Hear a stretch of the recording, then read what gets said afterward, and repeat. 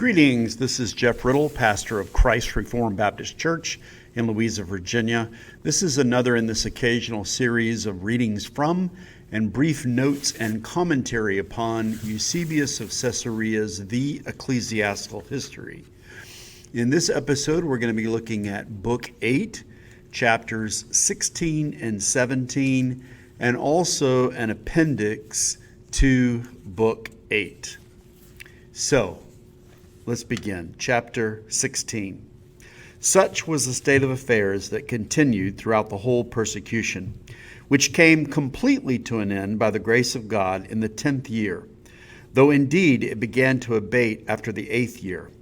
For when the divine and heavenly grace showed that it watched over us with kindly and propitious regard, then indeed our rulers also, those very persons who had long time committed acts of war against us, changed their minds in the most marvelous manner, and gave utterance to a recantation, quenching the fire of persecution that had blazed so furiously, by means of merciful edicts and the most humane ordinances. But this was not due to any human agency, nor to the pity, as one might say, or humanity of the rulers. Far from it. For from the beginning up to that time, they were daily plotting further and severer measures against us. From time to time, they were inventing fresh assaults upon us by means of still more varied devices. But it was due to the manifestation of the divine providence itself, which, while it became reconciled to the people, attacked the perpetrator of these evils, and was wroth with him as the chief author of the wickedness of the persecution as a whole. For verily, though it was destined that these things should come to pass as a divine judgment, yet the Scripture says, Woe, through whomsoever the offense cometh. A divinely sent punishment, I say, executed vengeance upon him, beginning at his very flesh and proceeding to the soul. For all at once an abscess appeared in the midst of his privy parts, then a deeply seated fistular ulcer, which could not be cured, and ate their way into the very midst of his entrails.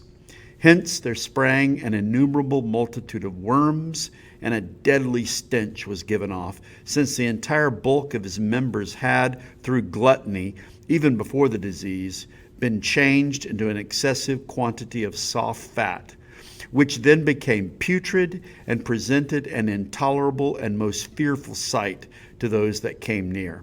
As for the physicians, some of them were wholly unable to endure the exceeding and unearthly stench, and were butchered. Others, who could not be of any assistance, since the whole mass was swollen and reached a point where there was no hope of recovery, were put to death without mercy. Chapter 17. And wrestling with such terrible misfortunes, he was conscience-stricken for the cruel deeds he had perpetrated against the godly. Collecting therefore his thoughts, he first openly confessed to the God of the universe. Then he called those around him and commanded them without delay to cause the persecution against Christians to cease, and by an imperial law and decree to urge them to build their churches and to perform their accustomed rites, offering prayers on the emperor's behalf. Action immediately followed his word, and imperial ordinances were promulgated in each city, containing the recantation of the persecution edicts of our time, after this manner.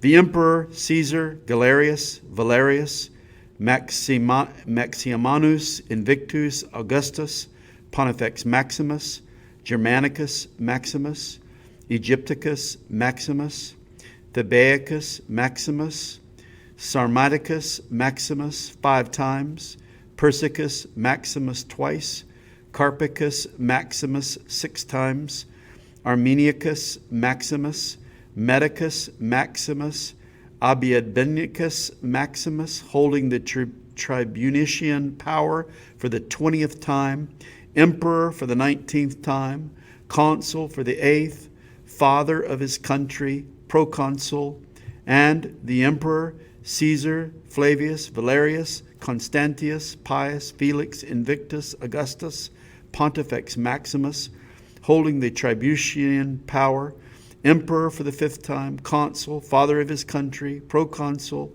and the emperor Caesar, Valerius, Licinianus, Licinius, Pius, Felix, Invictus, Augustus, Pontifex Maximus, holding the tribunician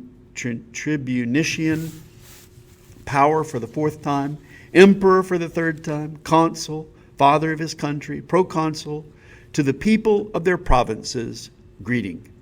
Among the other measures that we framed for the use and profit of the state, it had been our own wish formerly that all things should be set to rights in accordance with the ancient laws and public order of the Romans, and to make provision for this, namely, that the Christians also, such as had abandoned the persuasion of their own ancestors, should return to a sound mind, seeing that through some reasoning they had been possessed of such self-will and seized with such folly, that instead of following the institutions of the ancients, which perchance their own forefathers had formerly established, they made for themselves and were observing laws merely in accordance with their own disposition, and as each one wished, and were assembling various multitudes in diverse places. Therefore, when a command of ours soon followed to the intent that they should betake themselves to the institutions of the ancients, very many indeed were subject to peril, while very many were harassed and endured all kinds of death.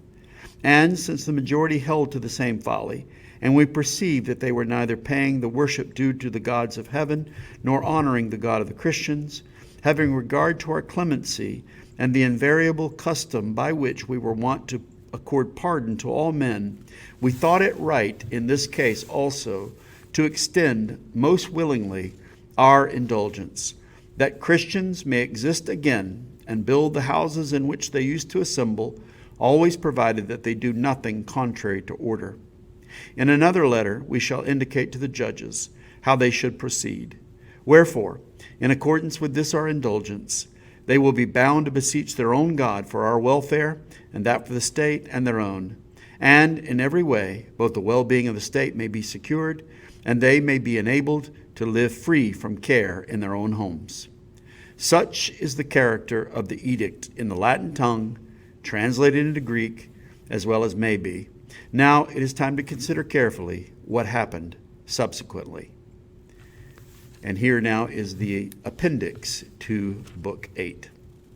But the author of the edict, after such a confession, was immediately, though not for long, released from his pains, and so departed this life. It is recorded that this same person was the prime author of the calamity of the persecution, since long before the movement of the other emperors, he had used force to turn aside from the faith the Christians in the army, and, first of all, those in his own house, degrading some from their military rank, and heaping the most shameful insults on them.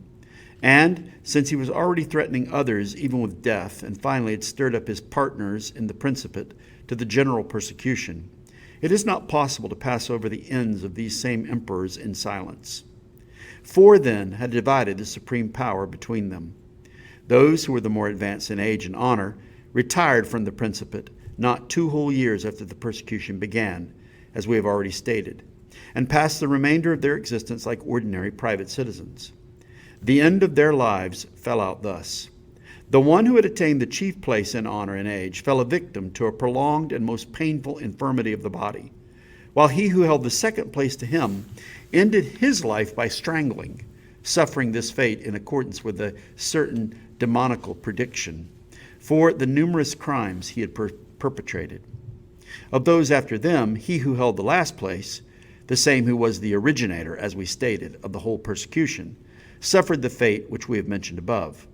But he who ranked next before him, that kindest and mildest of emperors, Constantius, passed the whole period of his principate in a manner worthy of his high office, and in other respects displayed himself in a most beneficent and favorable light to all. Yea, and he held himself aloof from the war against us, and carefully preserved his God-fearing subjects from injury and harsh treatment. Neither did he pull down the church buildings, nor employ any other additional new devices against us at all. So he has had his reward, a truly happy and thrice blessed issue of his life. For he alone met with a favorable and glorious end while he was still emperor, with a lawful son, in all respects most prudent and godly, to succeed him in the office. He, from the very first, was proclaimed by the armies most perfect emperor and Augustus, and he set himself to be an emulator of his father's piety towards our doctrine. Such was the issue which befell at different times the lives of the four men of whom we have written above. Of these same persons, he of whom we spoke a little while ago alone still remained, and in conjunction with those who subsequently were admitted to the principate, only placed before all the aforesaid confession in the document which was set out above. Here ends the appendix, and with that, this brings to an end the Book 8. And so we'll move on now to some notes and some commentary. Chapter 16 describes how the great Diocletian persecution began to lessen by the 8th year and came to an end in the 10th year. This change did not come about, according to Eusebius, due to human agency or pity or from the humanity of the rulers. Instead, it came about by divine providence. One sign of this, according to Eusebius, was that Galerius, the cruel emperor and chief author of the persecution, was stricken by an illness which began with an ulcer and wasted his entrails, bringing forth worms and a terrible stench. The suffering described here is reminiscent of Herod's illness in Acts 12, verse 23. Chapter 17 describes how Galerius became conscience-stricken for his cruel deeds and decided to command the persecution against Christians to cease. This chapter includes a copy of this decree translated from Latin to Greek, allowing in the end that the Christians may exist again and build the houses in which they assemble, always provided they do nothing contrary to order.